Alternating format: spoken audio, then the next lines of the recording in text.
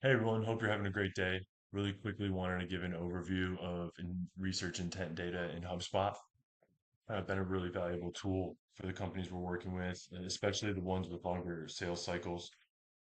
What is research intent data? So research intent data allows us to set keywords that describe our service offering that our audience is most likely to search for.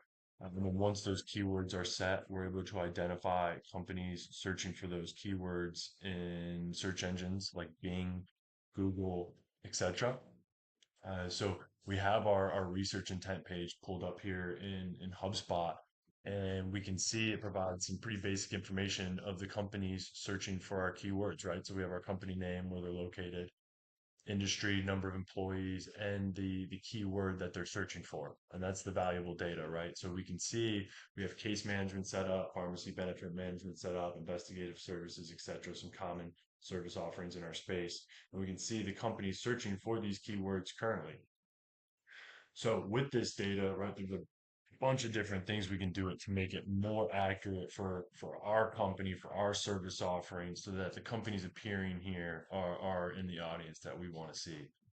So over on the left, we can see we've got our research topics, and right now I'm showing multiple research topics. But if I'm a company that's providing multiple service offerings, like case management and nurse case triage, for example, I can easily segment just to case management so I can split those audiences searching for each keyword for marketing purposes, for example.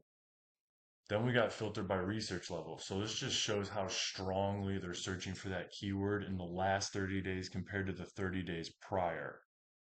So that's important to note, right? It's 30 days over 30 days. And so our green is our highest signals showing that these companies are searching for these keywords at a pretty strong rate.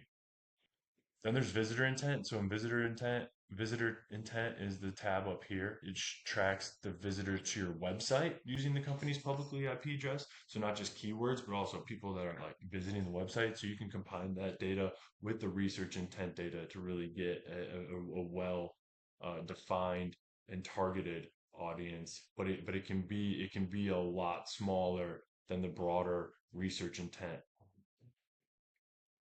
Then there's target market. So within HubSpot, you can set up your TAM. Currently in this demo instance, I have just the entire insurance TAM set up. So pulling any company in the insurance space. This can get super hyper focused, not only by industry, size of company, geographic region, number of employees. Like you can really get and even more detailed keywords, but you can get super granular with defining your target market as well, so that the companies appearing here in this list are are the companies that you're going to want to try to do business with.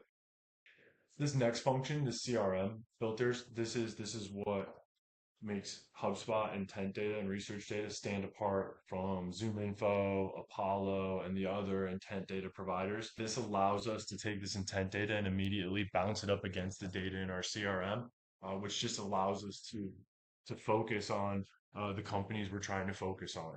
And so we can show all companies searching these keywords, or we can show companies only in my CRM, and I'll talk about how that can be valuable here in a bit. But even just companies that we've identified from conferences that we know are in our target market and already in our CRM, potentially already receiving some of our market, identifying them and flagging them can be more valuable than the comparable option of identifying companies not in my CRM. But equally valuable, right? Identifying net new companies, new prospects, searching for those keywords, and allowing you to then add them to the CRM and pass them off to sales to start working.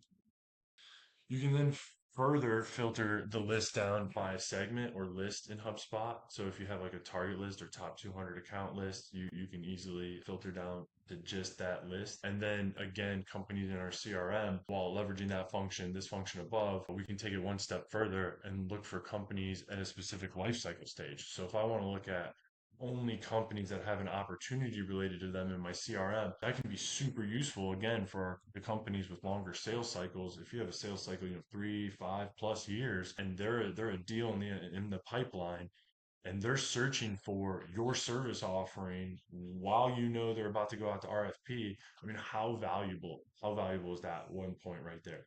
So then, we have the life cycle stage, but even more so, we can even further filter it down by deal stage. So if we want to know when a company with an opportunity that we just had a renewal presentation with is going to search engines and searching for our keyword phrases, we can set that up. We can set that up and then flag the owner when those intent signals are coming in.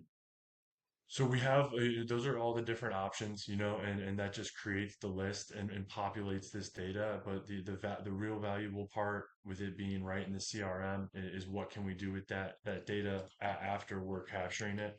So if you create your view and save your view, you're able to add the new companies right into your CRM as they're searching those intent signals.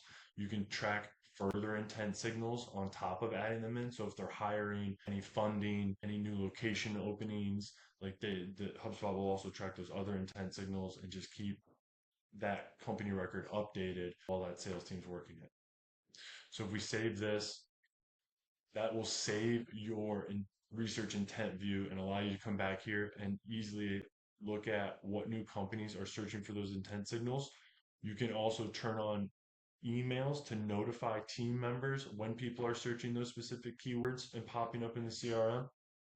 And even more advanced, and what can really you can really use to automate a full inbound campaign is once you have the view added and you go back to auto adding companies, it will give you the option to either add these companies to a static segment or even into a workflow. And through a workflow, you can really do any number of things to get those companies in front of the team, in front of the right person, get it added as a channel in your lead scoring, just a ton of different areas. This data can provide value in the CRM.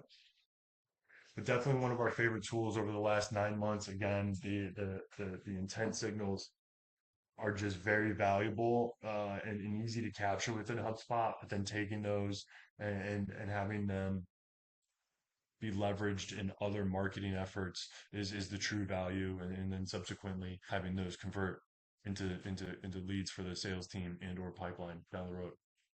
Hope this helps. Have a good one. Thank you.